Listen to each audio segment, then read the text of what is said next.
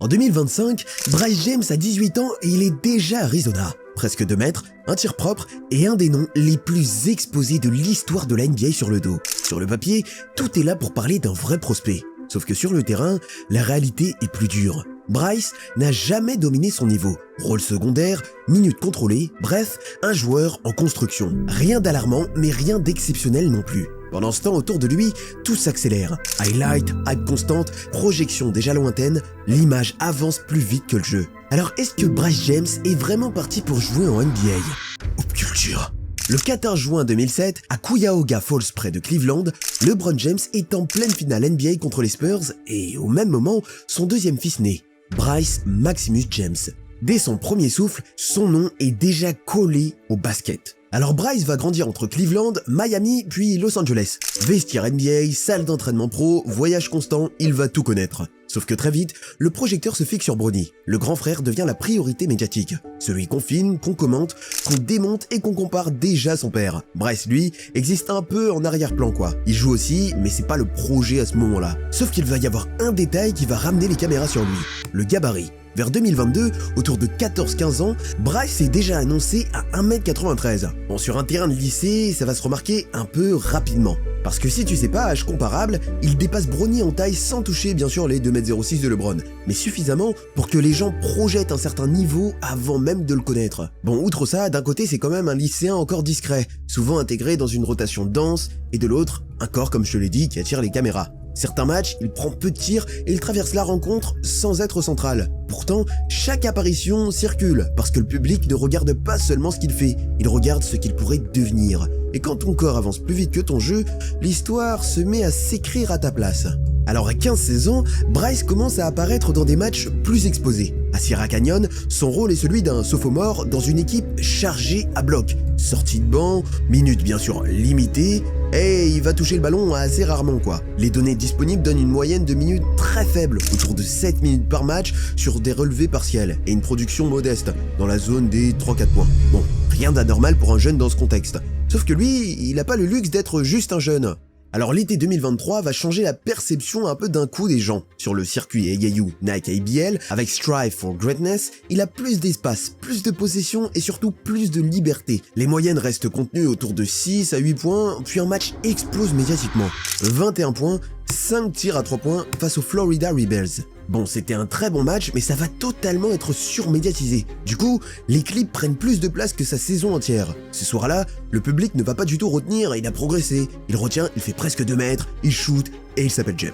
En quelques heures, on glisse d'un joueur secondaire vers un projet NBA dans la tête des gens. Alors que lui, son rôle, il va pas se transformer d'un coup quoi. Et c'est là que la comparaison avec Bronny va devenir dure pour Bryce. À 16 ans, Bronny n'était pas un scoreur dominant non plus, mais il gardait un impact visible même quand il ne marquait pas. Défense sur porteur, activité, pression, présence constante, Bryce lui est surtout valorisé quand il peut étirer le terrain, et quand le tir ne rentre pas, il devient beaucoup plus dur à voir dans un match. Et c'est là tout le problème, le monde commence à parler de lui comme un prospect, alors que son rôle sur le terrain reste celui d'un role player dans une équipe de lycée. Alors à l'été 2023, Bryce va quitter Sierra Canyon. L'idée est franchement pas bête. Trouver un endroit où il peut jouer plus et s'installer. Sauf que la suite ressemble à un parcours un peu en zigzag quoi. Il est annoncé à Campbell Hall en juin 2023, l'info apparaît, puis disparaît, et le 10 août 2023, il est inscrit à Notre-Dame High School, qui est le programme champion au titre. Ah bah super quoi. 2 destinations annoncées dans le même été, mais sans match officiel entre les deux, et forcément ça déclenche des questions.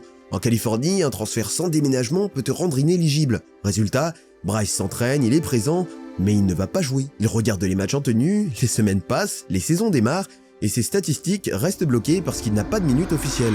Alors le 21 novembre 2023, il revient à Sierra Canyon et redevient éligible via la règle ABA de la CIF. Sportivement, il peut enfin rejouer. En réalité, plusieurs mois sont partis, sans rythme, sans continuité, et surtout sans série de matchs pour construire une progression lisible. Alors il reprend en cours de route dans une rotation dense et il retrouve un usage qui fluctue selon les matchs. Mais Bryce porte quand même le nom de LeBron. Alors même si sa situation est très complexe, début 2024, les premières offres NCAA vont tomber pour lui.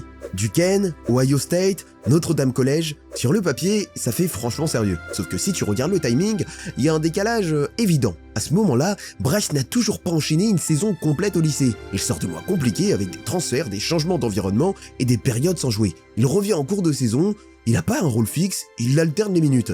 Alors ouais, d'accord, tu t'appelles James, mais ça te permet pas d'avoir un rôle stable sur le terrain. À son âge, il y a certains matchs où il prend quelques tirs, d'autres où il touche à peine la balle. Il tourne autour de 11 points de moyenne sur sa dernière année, sans jamais être une option numéro 1. Il porte pas l'attaque, il crée pas pour les autres, son jeu repose surtout sur son tir extérieur quand on le trouve ouvert. Et pourtant, quelques semaines plus tard, Bryce apparaît dans les classements nationaux. 3 étoiles, classé autour de la 280e place, devant des joueurs parfois plus productifs que lui. Pourquoi ? Parce que son nom c'est James, parce qu'il mesure presque 2 mètres, parce que chaque match est regardé différemment parce qu'il s'appelle Bryce James. Sa visibilité augmente plus vite que son impact réel sur le terrain. Mais là c'est quand même chaud pour Bryce, parce qu'au même âge, Bronny avait déjà un rôle clair à Sierra Canyon. Il défendait fort, il jouait tous les matchs, il était présent même quand il ne scorait pas. Ses offres arrivaient après des saisons pleines, pas entre 2 périodes instables. Bryce lui reçoit des offres pendant qu'il cherche encore sa place. Alors quand Bryce va s'engager à Arizona début 2025, ça officialise ce décalage. Arizona, c'est un programme sérieux, mais pas non plus un mastodonte type Duke ou Kentucky. Et sur le terrain, rien ne va vraiment changer. Bryce reste un joueur utilisé par séquence, utile quand le tir rentre, c'est clairement un fantôme quand il ne rentre pas. À ce moment précis, 2 réalités avancent à des vitesses différentes. D'un côté, un joueur encore en construction, de l'autre, un statut de prospect déjà installé. Et c'est là que le mot surcoté commence à apparaître. Mais tu vas me dire, Bryce, concrètement, qu'est-ce que ça vaut sur un terrain? Eh bien déjà, si on oublie son nom, la première chose qui saute aux yeux, c'est son rôle. Il joue sans ballon? Beaucoup. Il se place dans les coins, à 45 degrés, il attend qu'on le serve. Quand il met 2 tirs de suite, il reste sur le terrain. Quand il les rate, il sort. Et c'est constant. Et encore une fois, c'est pas mal de jouer sans ballon. Mais il y a jouer sans ballon et jouer sans ballon. Bryce va rarement remonter la balle, il attaque peu son défenseur direct, quand la pression arrive, il lâche le ballon rapidement, et surtout pas pour créer un avantage derrière, juste pour continuer l'action. D'un côté, il va pas forcer, ce qui est bien, mais il va pas non plus s'imposer. Son jeu est propre, mais discret. Balle en main, c'est encore plus clair. Il bat rarement son vis-à-vis, il crée peu de séparation, les tirs qu'il prend sont presque toujours préparés, catch and shot. Très peu de tirs après dribble. Quand la défense ferme la ligne à 3 points, son impact chute totalement. Il n'a pas encore d'alternative pour compenser. En défense, il y a franchement des flashs. Sa taille gêne, ses bras coupent parfois une ligne de passe, mais ça va beaucoup dépendre des match-ups. Face à un joueur rapide, il recule. Face à un joueur plus physique, il subit. Une bonne action, puis une erreur, et à ce niveau-là, les coachs sanctionnent vite. 2 erreurs, direction le banc. Physiquement, le potentiel est évident, mais le corps n'est pas fini. Presque 2 mètres, long mais encore vachement léger. Le bas du corps manque, bon déjà pour une raison simple, la règle. Il a 18 ans, il vient d'entrer à Arizona, et la NBA impose au moins une saison universitaire complète avant la draft. Donc sportivement, le débat est déjà réglé sur le timing. Je parlerai même pas de lui. Pour comprendre, regarde le cas Bronny, drafté en 55e position après une saison compliquée à USC. Aujourd'hui, son rôle en NBA est ultra limité, et pourtant Bronny arrivait avec plus d'impact défensif, plus de lecture du jeu, plus de vécu sous pression. Bryce, à niveau actuel, n'aurait même pas ce statut-là, sachant que Bronny a été drafté parce qu'il s'appelait James. Parce que oui, Bronny n'est pas un mauvais joueur de basket, mais il n'avait pas le niveau pour être drafté, sachant qu'il avait fait un arrêt cardiaque 1 an et demi avant sa draft. Si Bryce se présentait demain, il aurait beaucoup de chances d'arriver en G-League, ou two-way vraiment mais au mieux quoi. Et derrière tout ça, il y a quand même une question plus large, celle de LeBron James. Avec Bronny, LeBron a clairement assumé l'idée de jouer avec son fils.